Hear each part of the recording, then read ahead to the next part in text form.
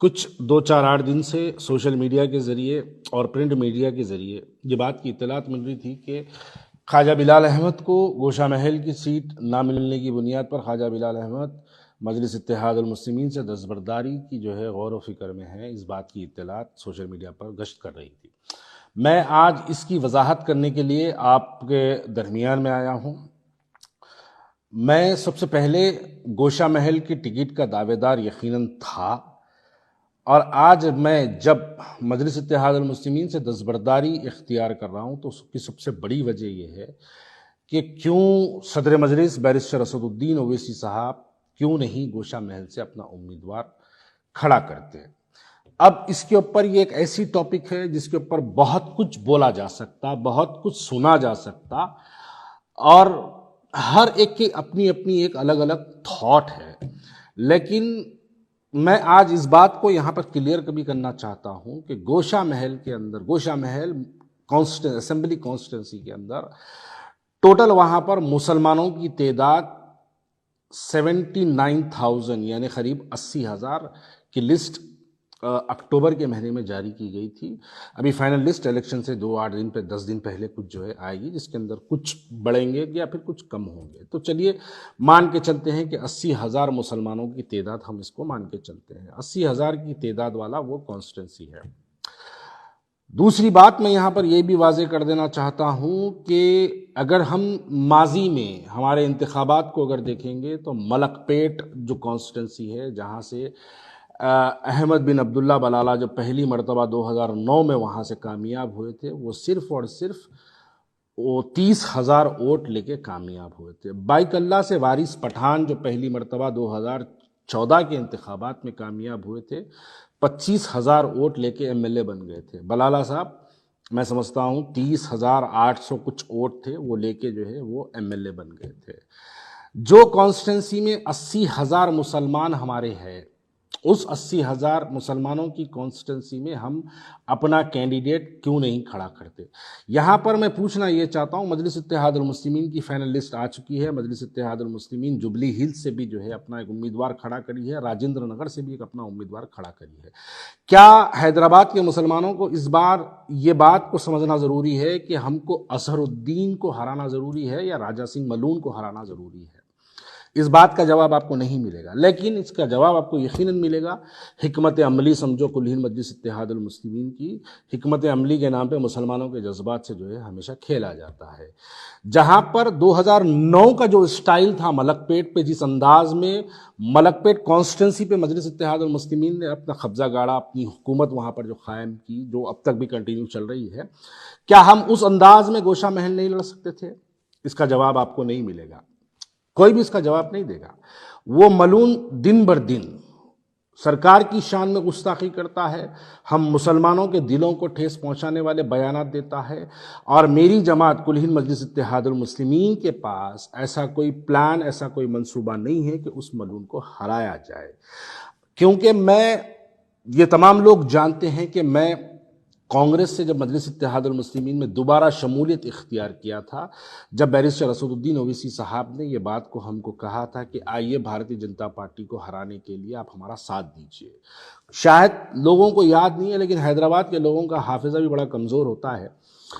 उस वक्त भारतीय जनता पार्टी एक बहुत बड़े पैमाने पर म्युनिसिपल इलेक्शंस के अंदर जो है वो काम कर रही थी, जिसके नतायज भी आपके सामने हैं। उनके पास 40 से ज़्यादा कॉरपोरेटर्स उनके कामयाब हुए। उस वजह से हमने भारतीय जनता पार्टी के बढ़ते हुए अज़ाइम को रोकने के लिए हमने यकीनन मजलिस इत्तेहादुल मुस्लिमीन का साथ दिया। अब यहाँ पर सवाल ये पैदा होता है कि आप बिहार जाकर वहाँ पर 100 सीटें लड़ाते हैं, जहाँ पर आपकी कोई शाख नहीं है। गोशा महल में आपके 2 कॉरपोरेटर, जहां पर आपकी कोई शाख नहीं है। उत्तर प्रदेश जाके आप वहां पर 100 से ज़्यादा सीटें लड़ाते हैं। गोशा महल हैदराबाद पार्लियामेंट्री कॉन्स्टिट्यूंसी में आता है, जहां के एमपी खुद असदुद्दीन ओवैसी साहब है, और जो हर इंतखाबात में जब जब इलेक्शन होते हैं, पार्लियामेंट के जब भी इलेक्शन होते हैं, असदुद्दीन ओवैसी साहब वहां से 30-30 हजार, 40-40 हजार वोट जो है असदुद्दीन ओवैसी साहब वहां से हासिल करते हैं। क्या मजलिस इत्तेहादुल मुस्लिमीन जहां पर 40,000 वोट हासिल करती है, जहां पर उनके 2 कॉरपोरेटर मौजूद है, जहां पर उनके इफ्तदाई के सदर मोहतमदीन मौजूद है, जहां पर उनकी एक बड़ी तादाद में जहां पर जो है उनके एक 80,000 से ज़्यादा मुसलमान वोटर्स जहां पर मौजूद है, क्या मुसलमान वहां पर अपना कैंडिडेट मजलिस इत्तेहादुल मुस्लिमीन नहीं खड़ा की? इसका जवाब आपको दूसरी जानिब से ये मिलेगा, ये कहेंगे कि नहीं, हिकमत अमली समझो, हम टीआरएस या कांग्रेस की तायद में अपने कैंडिडेट का ऐलान करते हैं। हमने माजी में भी देख लिया कि आपने इससे पहले मुकेश गौड़ की तायद की, वो भी हार गया। इससे पहले आपने टीआरएस की तायद की, वो भी हार गया। इस मरतबा बीआरएस की तायद करेंगे, वो भी हारेगा। आपके पास कोई मंसूबा नहीं है। क्यों? ऐसी क्या बात है जो राजा सिंह को जो है आप इतनी शिद्दत से मोहब्बत करते हैं कि उसको आप बार बार कामयाब कराना चाहते हैं? अब मैं वाज़े तौर पे कह दूं, आने वाले पार्लियामेंट इलेक्शन में आप देख लीजिए, उस मलून को भारतीय जनता पार्टी का कैंडिडेट बनाया जाएगा पार्लियामेंट इलेक्शंस के लिए हैदराबाद के।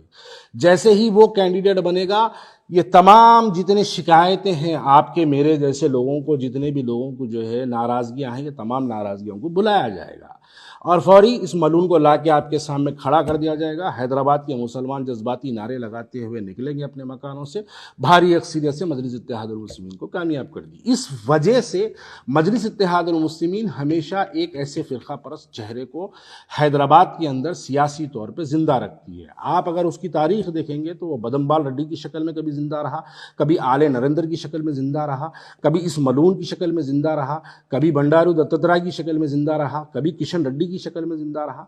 तो ये हमेशा इस तरीके से मजलिस इत्तेहादुल मुस्लिमीन एक अपने फिरका परस्त चेहरे को जिंदा रखती है। अरे हमने बाईकल्ला के अंदर, महाराष्ट्र के जब इलेक्शन हुए, बाईकल्ला के अंदर 25,000 वोट लेके हैदराबाद, 25,000 वोट लेके बाईकल्ला से वारिस पठान वहां से जो है एमएलए मुंतखब हो गया। मलकपेट को जब आप देखेंगे, मलकपेट के अंदर 30,000 वोट लेके अहमद बिन अब्दुल्ला बलाला पहली मरतबा एमएलए बन गए।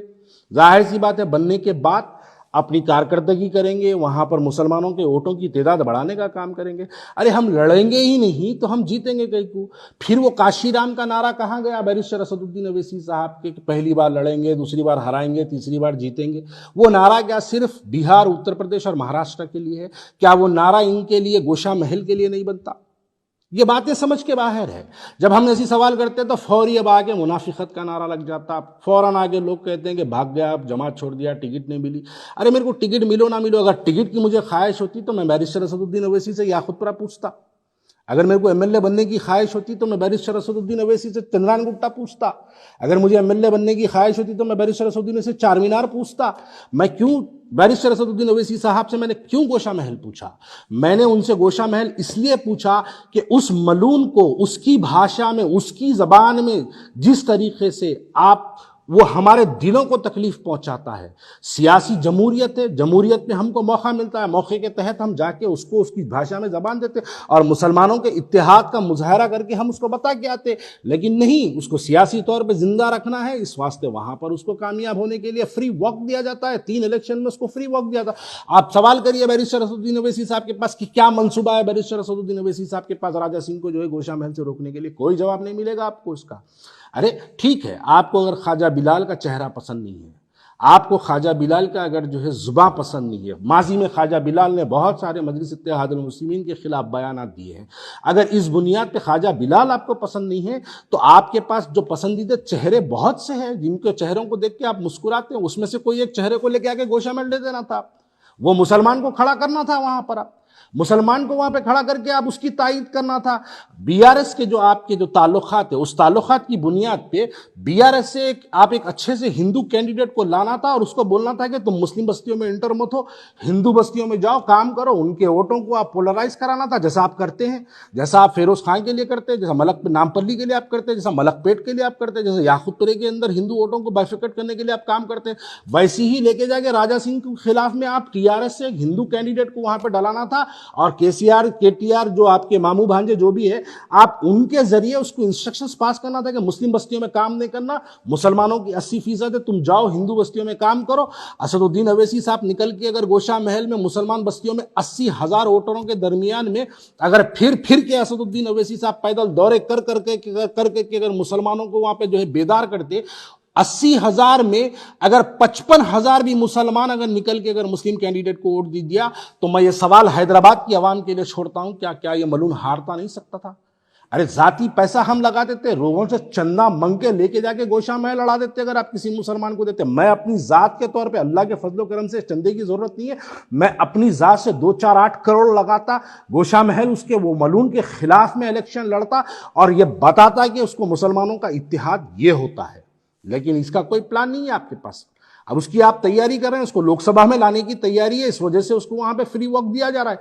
और ऐसी जमात के साथ रहना मैं नहीं समझता मेरे लिए जो है काबिल फख्र हो। इसलिए इस बुनियाद पर मैं आज मजलिस इत्तेहादुल मुस्लिमीन से दस्तबरदारी का ऐलान करता हूं, मैं मजलिस इत्तेहादुल मुस्लिमीन छोड़ने का ऐलान करता हूं। आगे मैं क्या करूंगा, किसके साथ जाऊंगा भी या नहीं जाऊंगा, या सियासत में रहूंगा या नहीं रहूंगा तो किसके साथ रहूंगा, इसका ऐलान मैं सोशल मीडिया, प्रिंट मीडिया के जरिए मैं हमारे लोगों तक पहुंचाते रहूंगा। लेकिन ये बात बिल्कुल हैदराबाद के मेरे जैसे मुसलमान के लिए नाकाबिल कबूल है कि क्यों नहीं हम गोशा महल में, जहां पर 80,000 मुसलमान हमारे हैं, क्यों नहीं हम वहां से मुसलमान के कैंडिडेट को खड़ा करते हैं? क्यों नहीं हम बीआरएस का इस्तेमाल करके, टीआरएस का इस्तेमाल करके, हम क्यों नहीं वहां पर जो है हिंदू वोटों के अंदर जो है हम बाइफिकेट करने का काम करते और मुसलमानों में इत्तेहाद का नारा लगा के हम मुसलमानों को घरों से निकालते, और इस मलून के खिलाफ मुसलमान एक तौर पर, मैं समझता हूं अगर हम मुसलमानों के अंदर अगर निकल के अगर जो है हम पैदल दौरे करते, उनके छोटे छोटे ग्रुप मीटिंग करते, तो घरों से चुमटियों की तरह मुसलमान निकल कर जो है पोलिंग के दिन अपने वोटों का मुजाहरा करते और ये मलून हारता।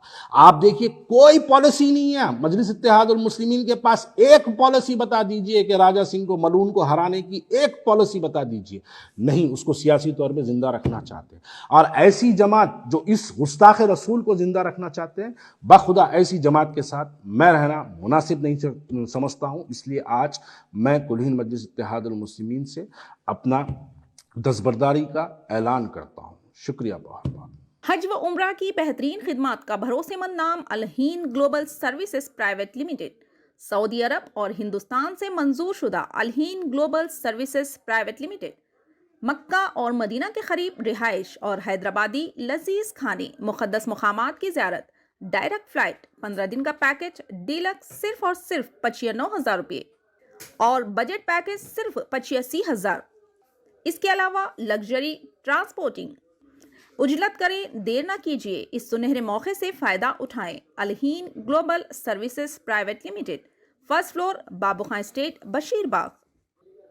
मज़ीद जानकारी के लिए 9949940160 या फिर 04048549586 पर भी राब्ता कर सकते हैं।